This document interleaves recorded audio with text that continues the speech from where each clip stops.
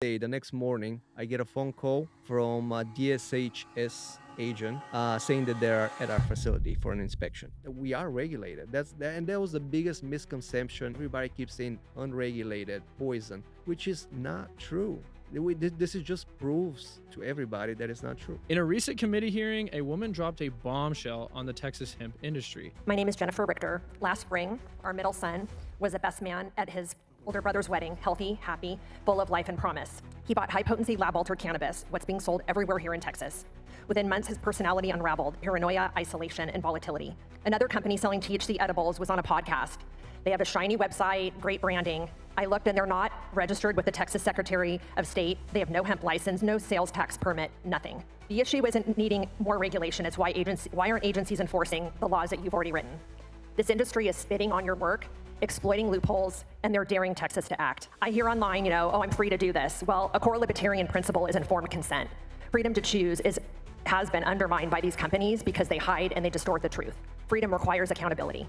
So we are in the middle of the special session. There's a lot of drama going on, and you might have missed this one specific testimony where this woman was claiming that people were spitting in the faces of lawmakers and operating in secret. And if you'll remember, she actually said there was a great brand that went on this podcast. Another company selling THC edibles was on a podcast. They have a shiny website, great branding. I found the podcast and I found the brand. Well, first of all, thank you for the compliments.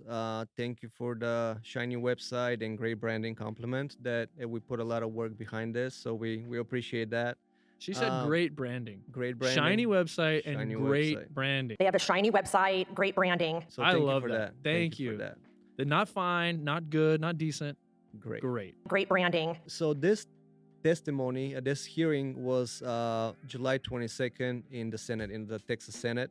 July 23rd, the next day, the next morning, I get a phone call from a DSHS agent, inspector to be exact, saying that they're at our facility for an inspection. The reason why they were there, which they disclosed to me, is because they received a complaint from someone. We are a company working without a license in the hemp industry. Well, it was very easy to find our license because it was sitting on the wall of the office in the lobby. Anyway, we just want to say thank you, honestly, because we as a licensed operator, we want to make sure that everybody else in this industry is also licensed. So I'm not being sarcastic, I'm being honest, and I do appreciate whoever is doing this, that they are spending time to do the research and also making sure that everybody is indeed licensed. So again, thank you. Nothing but positives. What was your initial reaction when you got the call from DSHS and they were going to come by, and they also mentioned that someone had a complaint? Like, they were already there. They didn't tell me they're going to come. Oh, they were already there. So what was the initial reaction to that? I mean, it was, and this is the thing, DSHS, they can come and inspect at any time, which we knew, right? So it was not a shock. It was not a surprise. Right. The surprising part was like the day after our testimony in the hearing in the Senate, which in my testimony, as you can see here in this clip, I did mention that we are regulated by the DSHS. So that just proves to me that, that we are right. We are a regulated industry. They have our fingerprints, they have our address, they have our phone numbers, emails. So they basically called and say, hey, we're here for an inspection. I do want to make sure that everybody in this industry is licensed. They're doing the right things. So we're not running away from inspections. We're not hiding. We are regulated. And that was the biggest misconception in this whole legislative session and the special session. Everybody keeps saying unregulated, poison, which is not true. This is just proves to everybody that it's not true. It's not true. The fact that some random Texas citizen can wake up one day, file a complaint on a business that they saw on a podcast, that then triggers an inspection, whether it was random or not, whatever they want to say, right? It triggers an inspection. The brand that she specifically complained about and mentioned was inspected upon by the regulatory body, and the regulatory body doesn't show up with the police and handcuffs and evidence bags, right? And they actually were able to provide insight on things that we would have not known otherwise. And it really was like a super beneficial meeting. Yes. And inspection. And I hope that more people in the industry that are making food or ingestibles or smokables are held to that same standard. That's literally what we want. Yes. And something that really upsets me about this specifically is like, these people are so angry and they're looking in the wrong place. She spent time trying to tear down in her testimony a good actor that's out there showing their face on a public podcast, blasted all over the internet, trying to prove that there is transparency and there is regulation to this, which means that while she's focused on us, they're not finding the bad actors, because those bad actors don't go on the podcast. I would never interview a bad actor. I would never platform a bad actor. Right. Those bad actors don't testify. They don't show their face and put their name and everything. They don't give their fingerprints, you know? Right. So it proves the fallacy that I think we always knew from this argument. And that's, if this one random anonymous complaint can trigger something like this, that proves that what they say is not true. They can regulate these businesses. It was proven, and they do. And there is guardrails. There is standards. You do have to have a license. In fact, let me pass that over this way really quickly. I wanna make sure I hold it as well, just so I can make sure that you are legitimate, Rado, since I'm giving you an interview here. Yeah. So this says Texas Green Craft, though. Yes. And the brand we go by is TexaKana Organics. Can you correct. kind of explain a little bit of corporate structure for those who may not know? Sure, of course. As a lot of people know, there is this thing called DBA, which stands for Doing Business As.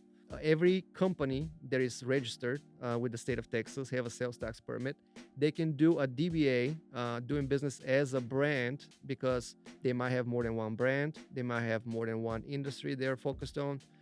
So it's normal, and we have this in our license. So it's I'm not here to argue about the complaint.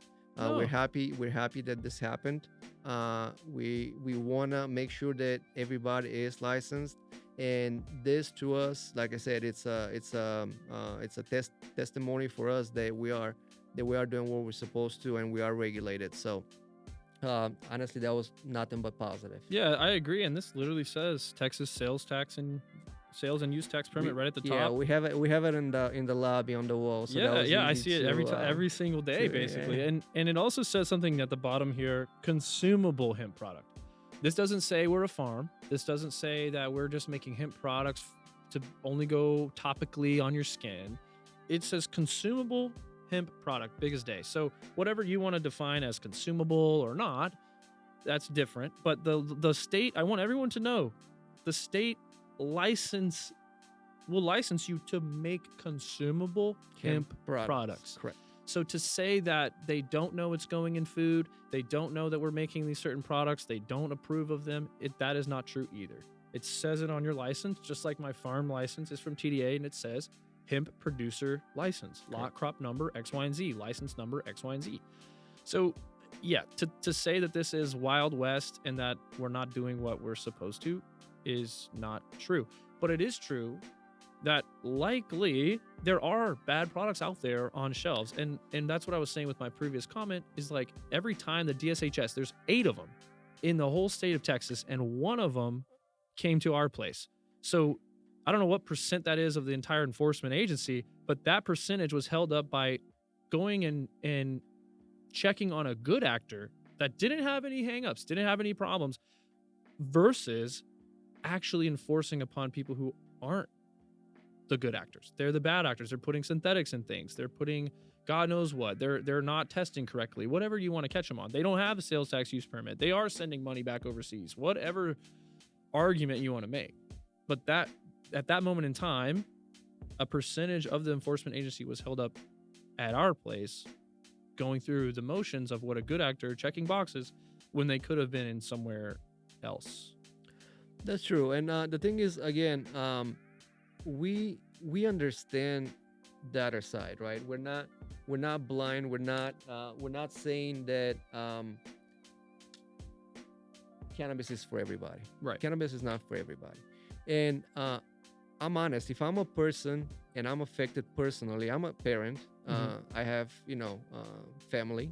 So if one of my family members is affected by a substance, no matter what it is, I would probably do the same thing as these people are doing. It's all about a personal perspective at the end of the day, right?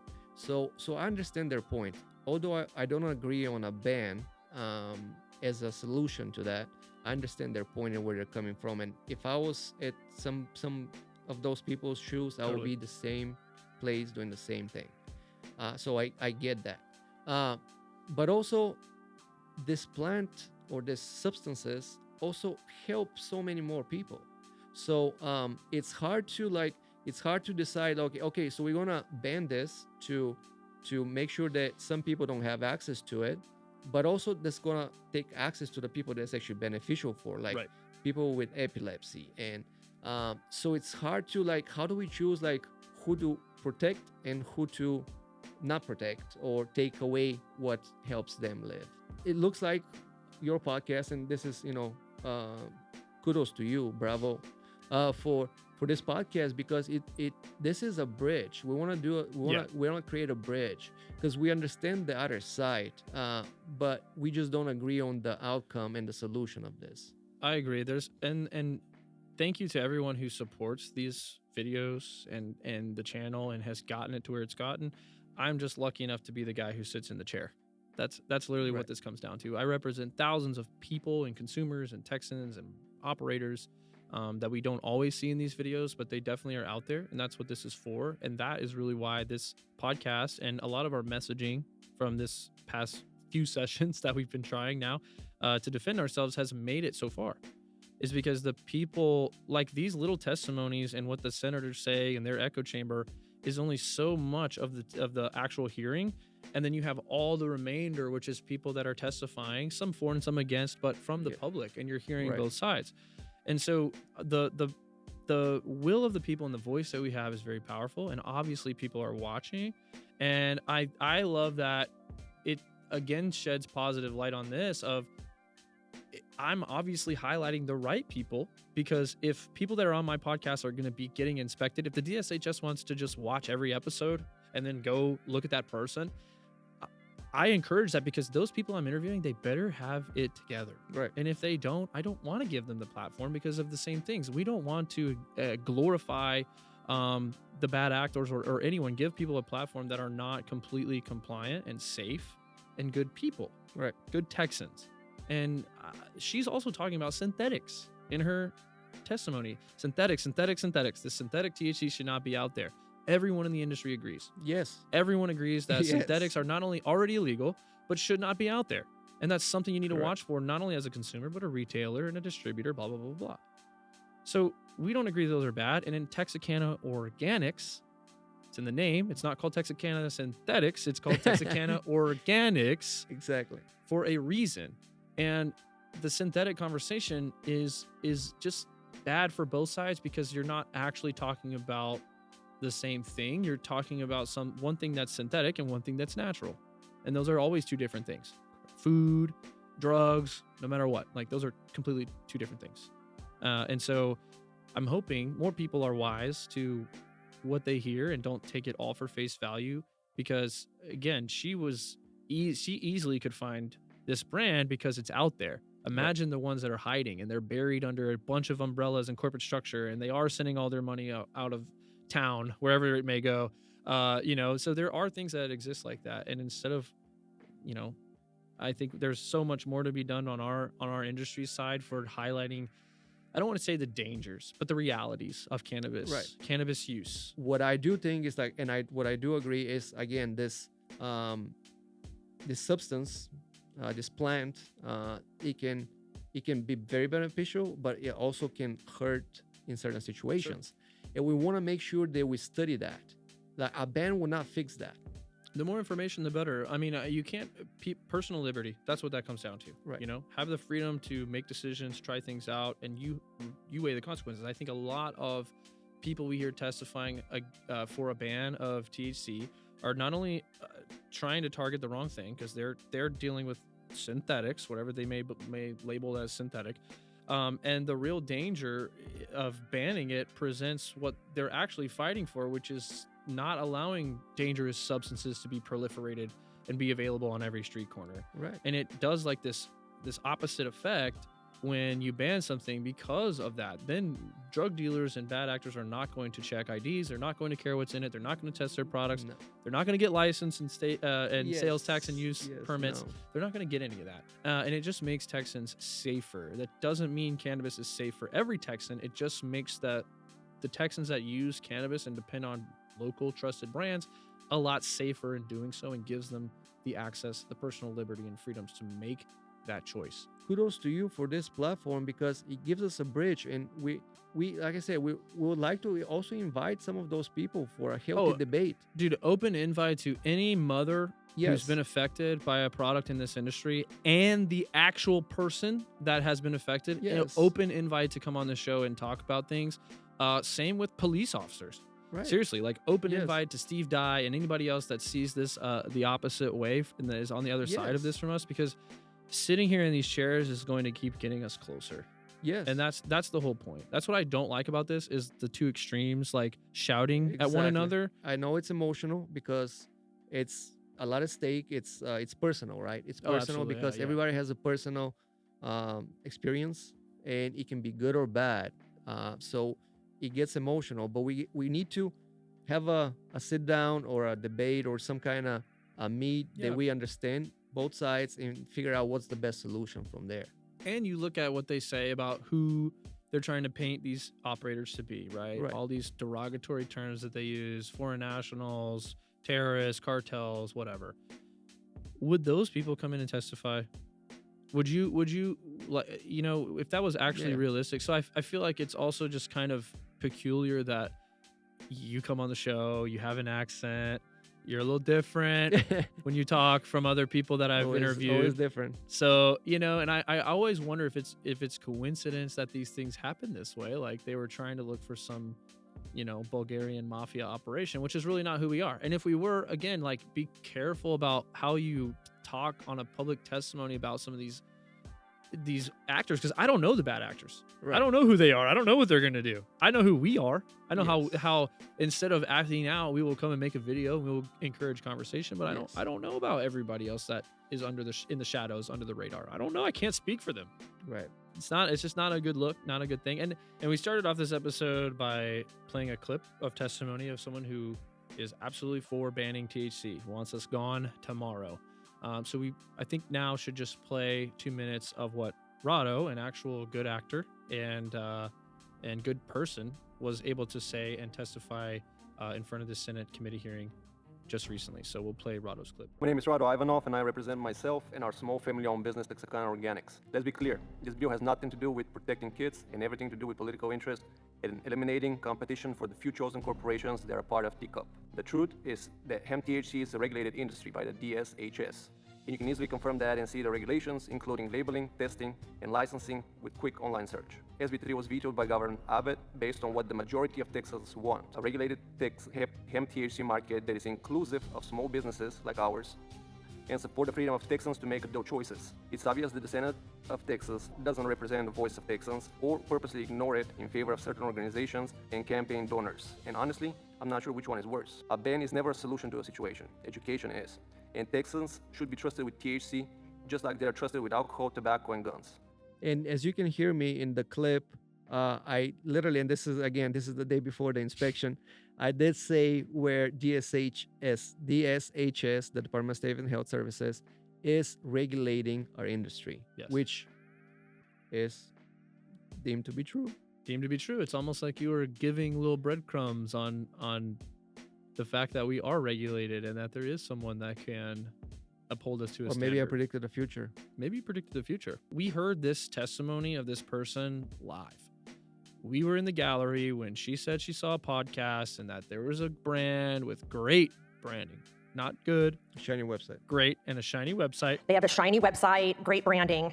And we take a lot of pride and care in doing that, and branding is a very important thing. But when we heard that, we both had inclination in that We kind of moment looked at each other. that was my podcast and your brand that I also work on. And so it was like, oh, we're going to have to make a video for this. But in the spirit of that transparency, I did go find the podcast. I did go find the person that I interviewed that was specifically mentioned in that. And I wanted to make sure that they got their time to explain that that's just not true. And it's just not accurate, because this kind of dialogue is extremely important. And we only got 2 minutes too, you know? Yes. And we saw those things. And as soon as I heard that, I wanted to make sure we could revisit this yet again. For this would be now the 4th time you've appeared on this channel and in this format. And then I don't know, that was the 3rd time you testified. You might as well just make me a co-host. That's right. It's salary. Get him a salary, folks. Paul, write it up. Write up the salary, bro. We're going to hire Rado right here on the spot.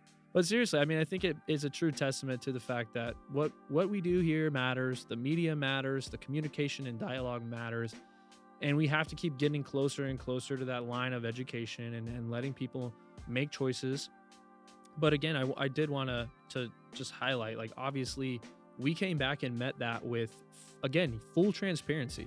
Transparency is the key word. Yeah. And from now on, in fact, if you want to get a spot here on the Texas Growers podcast or on my YouTube channel, send me your Texas sales and use tax permit and your licenses and everything with the in state. an email. Yeah. From now on, I will say I can easily do that due diligence from now on and guarantee. You want to save some time for people, you know? Save time and then taxpayers' money. Exactly. I don't want resources wasted. I would just like to make sure that who we highlight is But no, licensed honestly, and legitimate. that's been beneficial.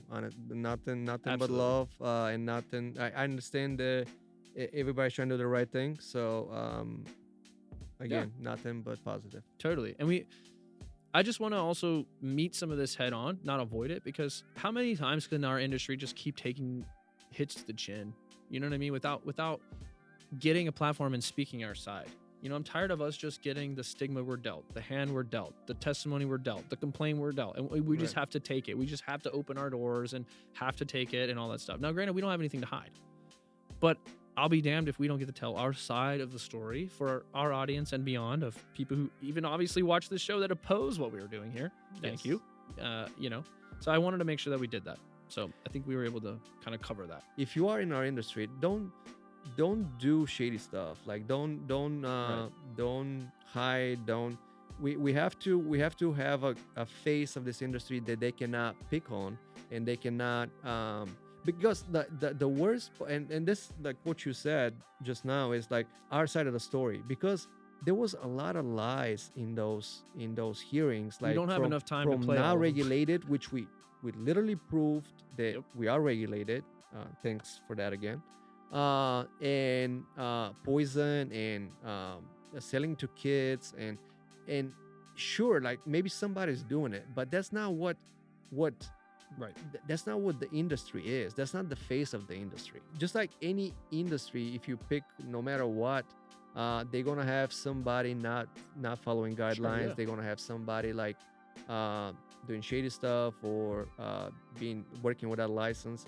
And again, this is not the face of our industry. We're really like people that trying to help other people, and 100%. and animals too, and pets and things like that. So the transparency and again, if you're in this industry, just do the right things. So you don't, we don't have to face that. We don't have to be called like cartel, drug dealers, poisoning kids, and unregulated, and all these things. But again, it shows to prove that everything nowadays is easily fact checked. And everybody has one of these and one of these. Sometimes one or the other, sometimes even both on your person at all times. Most people have both, I think. All times, right? Yeah. So the access to information is instantaneous these days. Yeah. So if you're missing it, it's only because it's at your convenience. And if you go there and you speak publicly, again, if you're a person, politician, or whatever, just you can't just say things. You can't say things. You're easily fact checked. It's easily to prove if you're wrong. Educate yourself, and one way you can do that is go ahead and comment what you want to know about the industry, about the plant, about cannabinoids. The comments and the comment section is really the lifeblood of everything we're doing here on this platform. And I absolutely acknowledge every single comment, and I try to reply to the best of my knowledge. So please get active in the comments. Let us know even what you want to see or hear about or learn about in the future, who you want to hear from. If we want to interview a police chief, if we want to interview a politician, we want to interview another entrepreneur, let us know in the comments. We really want to know. This is our platform. It's our channel. Yes. You know, we have stories to tell, and we want to know what's most interesting to you. Guys, connect with Rado and TexaKana Organics. I will be linking all of their information in the description and probably in the bios of any other platform this video makes it onto. So make sure you stay up to date with TexaKana Organics. They are honestly one of the best out there doing small batch craft edibles. They care about the ingredients. They care about you. They care about the effects this has on you. So definitely stay in contact with them. Reach out with any questions. We're going to do more series like this. So if you like this stuff, again, let us know in the comments. Stay subscribed, and we will see you on the next one.